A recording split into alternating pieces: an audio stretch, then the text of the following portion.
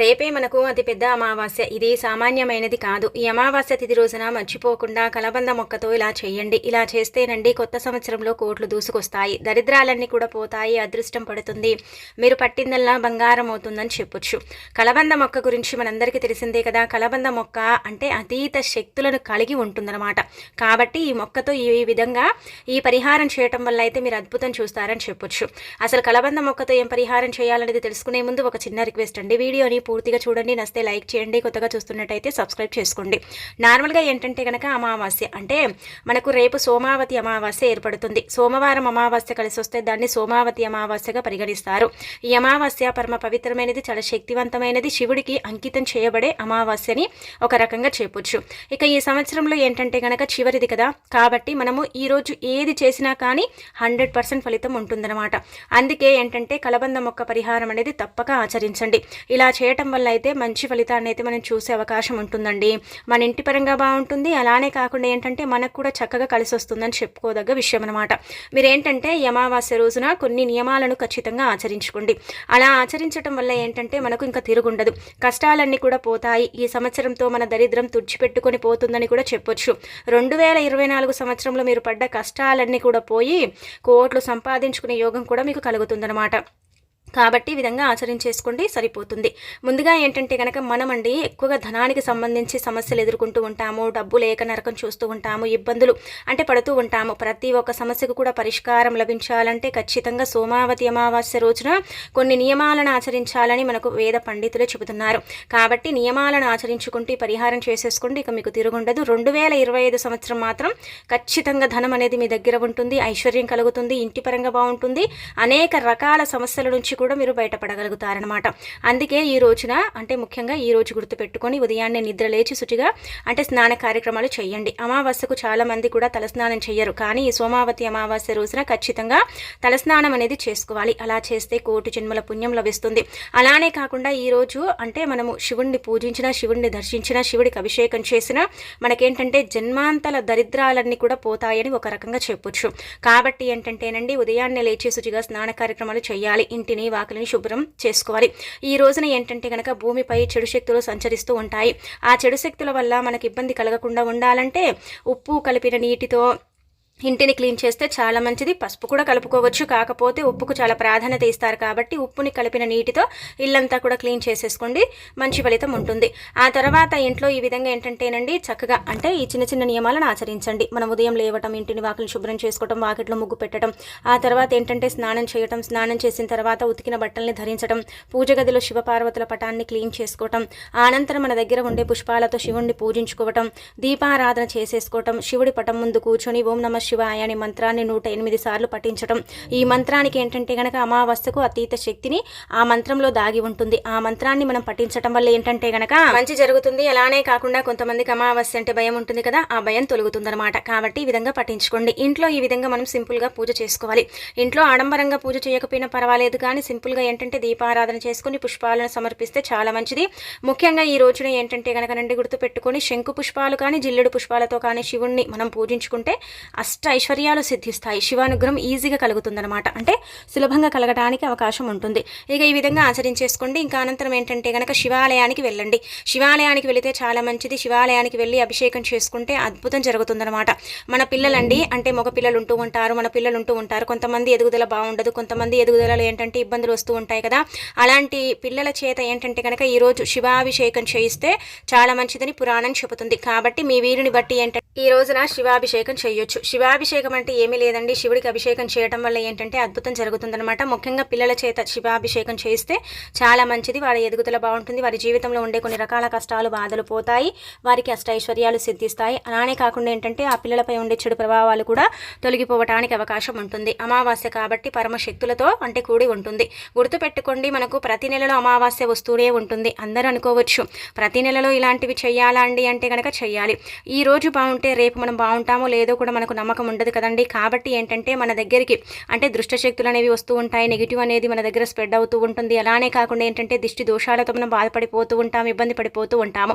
అందుకే మనకు పురాణాల ప్రకారం ఏంటంటే కనుక ఒక రోజు అదేనండి అమావాస్య చెడుని తీసేసి మంచిని తెచ్చిపెట్టుకోవటానికి, అమావాస్య మనకి ఏంటంటే కనుక అద్భుతాలను సృష్టించటానికి, అమావాస్య మనకు అనుకూలించటానికి ఏంటంటే చక్కగా పనిచేస్తుంది.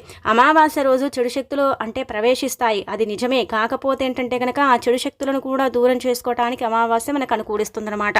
అందుకే మన పెద్దవారు ఎప్పుడు చెబుతూ ఉంటారు, అమావాస్య రోజున ఏది చేసినా కానీ బాగా కలిసి వస్తుందని మన పెద్దవారు కావచ్చు, మన పూర్వీకులు కావచ్చు చెబుతూ ఉంటారు. కొంతమంది దిష్టికి సంబంధించి పరిహారాలు చేసుకుంటారు, దోషాలకు సంబంధించి కొంతమంది పరిహారాలు చేసుకుంటూ ఉంటారు. అలా చేయటం వల్ల ఏంటంటే మంచి ఫలితాలు వస్తాయని నమ్మకం.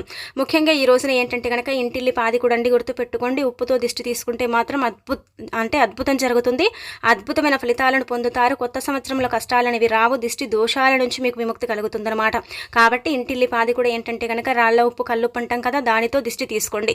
అలా తీసుకుంటే వితిన్ సెకండ్స్లోనే మీకు రిజల్ట్ వస్తుందన్నమాట. పిల్లల నుంచి పెద్దవారి వరకు ఎవరైనా సరే దిష్టి తీసుకోవచ్చు, తీసేసి దాన్ని తొక్కని ప్రదేశంలో పడేసుకుంటే సరిపోతుందన్నమాట. ఇక ఆ తర్వాత ఏంటంటే కనుక ఈ రోజు నుండి గుర్తుపెట్టుకోండి, తలను వీరబోసుకోవటం, జుట్టుని కత్తిరించడం, గోర్లు కత్తిరించడం, అలానే కాకుండా ఏంటంటే కనుక ఏడవటం ఇలాంటివి చేయకూడదు. ఈ రోజు ఏంటంటే కనుక శివపార్వతులకు ఎంత అంటే ప్రీతికరమైన రోజు, శివుడికి అంకితం చేయబడే రోజు సోమావతి అమావాస్య. అలానే కాకుండా ఈ అమావాస్య లక్ష్మీదేవికి కూడా అంకితం చేయబడేదనమాట. ఈ రోజున మన తలుపులపైన స్వస్తి గుర్తు వేస్తే ఏంటంటే కనుకనండి పసుపు కలిపి స్వస్తి గుర్తు వేసుకుంటే చెడు శక్తులు మన ఇంట్లోకి ప్రవేశించవు, లక్ష్మీదేవి మన ఇంట్లో అడుగు పెడుతుంది, మనకు ఐశ్వర్యాన్ని ఇస్తుంది, సంపదను పెంచుతుంది, అనేక మార్గాల్లో కూడా ధనం మన ఇంటికి చేరేలాగా చేస్తుంది. కాబట్టి తప్పనిసరిగా స్వస్తిక్ గుర్తు వేసుకోండి. ఇంటి తలుపులపైన 2 తలుపులపై ఏంటంటే స్వస్తిక్ గుర్తు వేస్తే మంచిదనమాట. ఇలా వేయటం వల్ల ఏంటంటే మంచి ఫలితాలు ఉంటాయి. అలానే కాకుండా ఇంకొకటి ఏంటంటే కనుక మనమండి ముఖ్యంగా ఈ రోజున ఇలాంటి నియమాలను ఖచ్చితంగా ఆచరించాలి. ఆ తర్వాత మీరేంటంటే గుర్తుపెట్టుకోండి, కలబంద మొక్క పరిహారం చేయండి. కలబంద మొక్క పరిహారం అనేది అతీత శక్తిని కలిగి ఉంటుంది. కలబంద చాలా వరకు కూడా పవిత్రమైన మొక్కగా పరిగణిస్తారు. కలబంద మొక్క ఎక్కడైతే ఉంటుందో అక్కడ ఏంటంటే కనుక మనకు ఎప్పుడు కూడా ఎల్లప్పుడూ కూడా చక్కగా ఉండటానికి అవకాశం ఉంటుంది. అక్కడ ఏంటంటే చెడు అనేది ఉండదు, మంచి మాత్రమే ఉంటుంది. ఎందుకంటే కలబంద మొక్కలో 33 కోట్ల దేవతలు నివసిస్తూ ఉంటారు. కలబంద మొక్క ముగ్గురమ్మల రూపమని చెబుతూ ఉంటారు. అంటే సరస్వతీదేవి, పార్వతీదేవి, అలానే కాకుండా లక్ష్మీదేవి ఈ యొక్క కలబంద మొక్కలో నివసిస్తూ ఉంటారని చెబుతూ ఉంటారు. కలబంద మొక్క వారి యొక్క స్వరూపంగా పరిగణిస్తారు. కాబట్టి ఈ యొక్క రోజుల్లో మనం ఏది చేసినా బాగా కలిసి వస్తుంది. మేము పోయిన అమావాస్యకి మరి కట్టామండి, మరి అది తీసేసి ఇది కట్టుకోవచ్చండి అంటే కనుక ప్రతి అమావాస్యకు కలబంద మొక్కని మారుస్తూ ఉండాలి. ఎందుకంటే ఒక నెలలో మనం కట్టాం కదా, నెల రోజుల్లో ఉండే చెడంతా కూడా ఆ మొక్కే తీసేసుకుంటుంది. అలానే కాకుండా ఏంటంటే కనుక ఆ కలబంద మొక్క కొంచెం వాడిపోతుంది కదండి, తీసేసి మళ్ళీ కొత్తది కట్టుకోండి. ఇదేంటంటే ఇప్పుడని కాదు, ప్రతి అమావాస్యకి పరిహారం చేసుకోండి, మీకే మంచి జరుగుతుంది. చాలా అద్భుతమైన ఫలితం వస్తుంది. మీ ఇంటిపై ఉండే చెడంతా కూడా తొలగిపోతుంది. దిష్టి దోషాలతో కూడా మీరు బయటపడటానికి అవకాశం ఉంటుందని మనం చెప్పుకోవచ్చు. కాబట్టి మీ ఇంటిపై జనఘోష నరఘోషతో పాటు అనేక రకాల ఇబ్బందులతో పాటు చెడు ప్రయోగాలున్నా సరే వాటిని తరిమి కొట్టడానికి కలబంద మొక్క పరిహారము చక్కగా సిద్ధిస్తుందండి. కాబట్టి ఈ విధంగా మీరు చేయటం వల్ల, ఈ విధంగా మీరు ఆచరించడం వల్ల మంచి ఫలితం అయితే ఉంటుంది. కలబంద మొక్క చాలా పవిత్రమైన మొక్కగా పరిగణిస్తారు. కలబంద మొక్క అదృష్ట మొక్కగా కూడా భావిస్తూ ఉంటారు. ఏ ఇంట్లో అయితే కలబంద మొక్క ఉంటుందో ఆ ఇంట్లో ఏంటంటే కనుక చెడు కొంచెం తక్కువగా ఉంటుంది. అలానే కాకుండా ఆ ఇల్లు ఎప్పుడు కూడా సంతోషాలతో నిండిపోయి ఉంటుందన్నమాట. అంటే అక్కడ చాలా వరకు కూడా మంచి వాతావరణం ఉంటుందని ఒక రకంగా చెప్పుకోదగ్గ విషయం అనమాట. అందుకే కలబంద మొక్కకు అంతటి శక్తి ఉంటుంది. కలబంద మొక్కకు శాస్త్రాల్లో చాలా ప్రాధాన్యత ఇస్తారండి. అందుకే ఈ మొక్కని ఏంటంటే కనుకనండి వేళ్లతో సహా పీకి ఇంటికి తెచ్చుకోండి. నార్మల్గా మీ ఇంట్లో ఉందనుకోండి, అదే తీసేసుకోండి, సరిపోతుంది. చాలా చిన్నది, అంటే మొక్కను మొత్తం పీకాల్సిన అవసరం లేదు. మనం ఒక కొమ్మని కూడా తీసేసుకుని ఈ పరిహారం అయితే చేసుకోవచ్చు. కాబట్టి ఏంటంటే కనుకనండి మీ వీలుని బట్టి మీరు అంటే కలబంద మొక్కని తెచ్చుకోండి. దానికి మట్టి, ధూళి, దుమ్ము ఉంటుంది కదా, తెచ్చేసుకున్న తర్వాత ఏంటంటే శుభ్రం చేసుకోండి. ఇలా తెచ్చుకున్న ఈ మొక్కని శుభ్రం చేసేసుకుని చక్కగా మన ఇంట్లో మనం అంటే పెట్టుకోవాలి. మీరు తెచ్చుకోగానే ఇంట్లోకి తీసుకెళ్ళకండి. కొంచెం చెడు అనేది ఏ మొక్క దగ్గరైనా ఉంటుంది కాబట్టి ఏంటంటే కొంచెం నీట్గా శుభ్రం చేసేసుకోండి. ఆ తర్వాత వచ్చేసి ఏంటంటే కనుక ఈ కలబంద మొక్కకు ఇక్కడ చూపించే విధంగా పసుపు రాసి కుంకుమతో బొట్టు పెట్టండి. కుంకుమ పసుపు కలిపి చక్కగా ఇలా ఏంటంటేనండి బొట్టు పెట్టండి. అలా పెట్టిన తర్వాత ఒక తాడు తీసుకోండి. తాడు తీసుకుని దాన్ని తలకిందులుగా ఏంటంటే కనుక మీ ఇంటి గుమ్మానికి కట్టుకోండి. గుర్తు పెట్టుకోండి, ఇది ప్రతి నెలకు మారుస్తూ ఉండాలి. ఎందుకంటే ఏంటంటే కలబంద మొక్క మనకు అంటే దొరుకుతూనే ఉంటుంది కదండి, తెచ్చేసుకుని ఈజీగా ఈ పరిహారం చేయాలి. కానీ నార్మల్ రోజుల కంటే కూడా ఏంటంటే అమావాస్య రోజున చేసుకుంటే చాలా మంచిదని మనకి ఏంటంటే పరిహార శాస్త్రంలో చెప్పబడుతుంది. కాబట్టి ఈ విధంగా మీరు ప్రయత్నం చేసుకోండి, సరిపోతుంది. ఇది కట్టడం వల్ల మనకు అద్భుతం జరుగుతుంది. ఆ ముగ్గురమ్మలు కూడా మన ఇంట్లోకి ప్రవేశిస్తారు, మనకు కావలసినంత ఐశ్వర్యాన్ని ఇస్తారు, మన ఇబ్బందిని అంటే చాలా వరకు కూడా తొలగిస్తారని ఒక రకంగా చెప్పొచ్చు. కాబట్టి ఏంటంటేనండి ప్రయత్నించుకోండి, ప్రయత్నించేసి చక్కగా ఫలితం పొందండి. కానీ ఖచ్చితంగా ఏంటంటే కనుక కలబంద మొక్కని తెచ్చి కట్టుకోండి. ఒకవేళ మీ ఇంటికి పాతది ఉన్నట్టయితే దాన్ని తీసి పడేయండి, కొత్తది తెచ్చి ఈ విధంగా కట్టేసుకోండి. అలానే కాకుండా కలబంద మొక్క గురించి మనకు శాస్త్రాల్లో ఇలా వివరించడం జరిగిందనమాట. కలబంద మొక్క ఏ ఇంట్లో అయితే గుబురుగా పెరుగుతుందో ఆ ఇంట్లో ఏంటంటే కనుకనండి ధనానికి ఎప్పుడు కూడా లోటు ఉండదు. అక్కడ ఏంటంటే కనుక దేవతలు అంటే అక్కడే నివసిస్తూ ఉంటారని శాస్త్రాలు చెబుతున్నాయి. మనం చెప్పాం కదా, ముగ్గురమ్మలు కూడా ఏంటంటే కనుక కలబంద మొక్కలు ఉంటారు. ఆ సరస్వతీదేవి కావచ్చు, పార్వతీదేవి కావచ్చు, లక్ష్మీదేవి రూపమే ఈ యొక్క కలబంద మొక్క అనమాట. అందుకే కలబంద మొక్కని ప్రతి ఒక్కరు కూడా ఇళ్లలో పెంచుకుంటారు. కలబంద మొక్క అంటే చాలా వరకు కూడా అండి మనకు మంచి అంటే జరిగేలాగా చేస్తుంది, మంచి మేలును కూడా చేకూరుస్తుంది అనమాట. కలబంద మొక్క ఎక్కువగా ఏంటంటే కనుక కుడివైపుకు వాలి పెరిగితే ఏంటంటే మనకు ధనం వస్తుంది ఇంటికని అర్థం. అలానే ఎడమవైపుకు వాలి పెరిగితే ఏంటంటే కనుక మనపై ఉండే కొన్ని ఏడుపులు పోతాయని అర్థం. స్ట్రేట్గా కలబంద మొక్క పెరిగితే దైవానుగ్రహం కలుగుతుందని అర్థం అనమాట. గుబురుగా కలబంద మొక్క మన ఇంట్లో ఉంటే మనకు మంచి జరిగే అంటే ఆనవాళ్ళు అంటే ఇలా మంచి జరిగే రోజులు ఇలా వస్తూ ఉంటాయి కదా, అలా వస్తాయని సాంకేతం అనమాట. ఇలా సాంకేతాలను కూడా ఈ కలబంద మొక్క మనకు సూచిస్తూ ఉంటుంది. కాబట్టి కలబంద మొక్క ప్రతి ఒక్కరు కూడా ఇళ్లలో తెచ్చి పెట్టుకుంటే చాలా మంచిది. కలబంద మొక్కని ఇంట్లోకి తెచ్చుకొని ఈశాన్యంలో నాటుకుంటే అద్భుతాలను చూసే అవకాశం ఉంటుందని కూడా పురాణాలు చెబుతున్నాయి. కాబట్టి ఏంటంటే గనక ఈ అమావాస్య రోజున ఖచ్చితంగా ఈ కలబంద మొక్కని తెచ్చుకొని మీ ఇంట్లో పెట్టుకోండి. చిన్నదైనా సరే పర్వాలేదండి, తెచ్చుకుని ఇంట్లో పెట్టుకుంటే సరిపోతుంది. మనం ఏంటంటే కలబంద మొక్క మనం నీళ్లు పోయకుండా ఒక్కొక్కసారి అదే పెరుగుతుంది. అలానే కాకుండా కలబంద మొక్క ఇంట్లో ఉంటే చాలా మంచిది, అష్టైశ్వర్యాలు సిద్ధిస్తాయి, అంతులేని సంపద మన సొంతం అవుతుంది. ముఖ్యంగా అమావాస్య రోజు తెచ్చి పెట్టుకుంటే మాత్రం మరీ మంచిదని చెప్పొచ్చు. కాబట్టి తప్పక ఏంటంటేనండి ప్రయత్నించుకోండి. ఈ రోజు వీలుంటే మీరు కలబంద మొక్కని తెచ్చి మీ ఇంట్లో నాటుకోండి, లేదంటే కనుక చిన్న మొక్కనైనా సరే తెచ్చి పెట్టుకోండి. ఇలా తలకిందులుగా మీ యొక్క అంటే ఇంటి గుమ్మం దగ్గర కలబంద మొక్కని వేలాడ తీసుకోండి, అలా కూడా మీకు మంచి జరుగుతుందని చెప్పొచ్చు. కాబట్టి ఆచరించేసుకోండి, సరిపోతుంది. ఇక ఆ తర్వాత ఏంటంటే కనుక ఇంకొక పరిహారం అండి. ఇదేంటంటే కనుక చాలా మంది కూడా అండి గుర్తుపెట్టుకోండి, సొంతిల్లు కావాలని కోరుకుంటూ ఉంటారు. అయినప్పటికీ కూడా ఏంటంటే సొంతిల్లు లేక ఇబ్బంది పడిపోతూ ఉంటారు. కొంతమందికి డబ్బులు ఉన్నప్పటికీ కూడా కొనలేకపోతూ ఉంటారు. రెంటెడ్ హౌస్లోనే ఉండి చాలా ఇబ్బంది ఎదుర్కొంటూ ఉంటారు కదా. అలాంటి వాళ్ళు ఏంటంటే కనుక ఇప్పుడు చెప్పి ఈ పరిహారం చేయండి. ఎందుకంటే ఈ రోజు తిదివార నక్షత్రం ఉంది కాబట్టి ఈ రోజున ఈ పరిహారం చేయటం వల్ల అద్భుతం జరుగుతుంది, అద్భుతమైన ఫలితాలను పొందవచ్చు.